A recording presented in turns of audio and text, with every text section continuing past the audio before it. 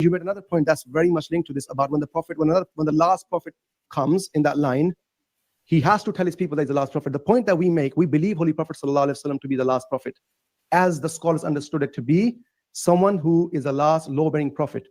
And there are numerous references that we can present. So we never say that the promised Messiah ﷺ is the last prophet. We never say that. What we do say is, after telling us, Rasulullah ﷺ saying to us that I am Khatamun Nabiyyin, I'm the last prophet, he also informed us of a Messiah, Laysa bayni wa baynahu nabi.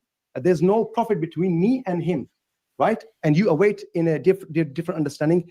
He did not tell us about any other prophet that's going to come. So wait here. Okay. I want people to pay attention to two things. He said that we believe that Prophet Muhammad sallallahu alaihi wasallam is the last prophet as understood by the scholars. And then he said that what they meant by last prophet, last law-bearing prophet. Take a pause here and please pay attention. Ask and challenge any murabbi. And please note my words. Ask them in these words. That the series of prophethood that started with Adam alayhi salam and ended with Prophet Muhammad sallallahu alayhi wasallam. And this series has both type of prophet, both law-bearing such as Musa alayhi salam, non-law-bearing such as Yahya and Harun alayhi salam. Has this series ended or not? Razi has said under oath that this series has ended. And this series include both law-bearing and non-law-bearing.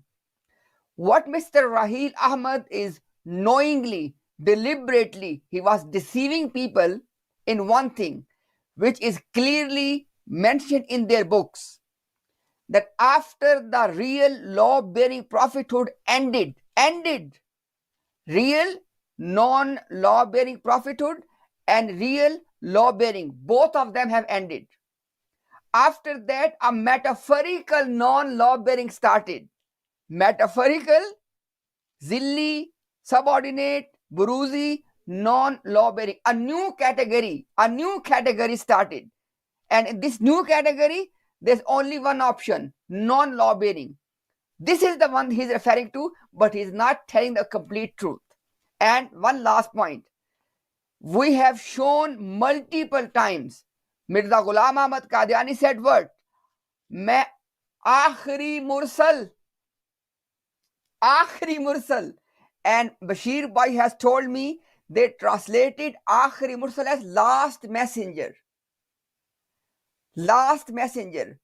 So again, Mr. Rahil Ahmad, if words have meanings and Mirza Sahib calling himself as the last messenger, what does that mean? Either you did not know that reference, in that case, you are ignorant. Don't speak on your religion. And if you do know, then you are a deceiver. Which one is it?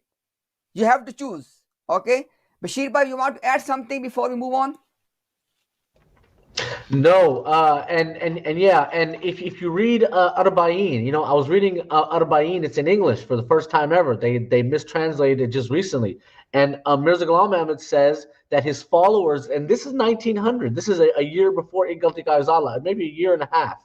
He says his followers had been calling him Sallallahu Alaihi Wasallam, not Sallallahu Alaihi Wasallam. Brother Umar, what was the phraseology? Aslatu Islam, I think. Aslatu Islam.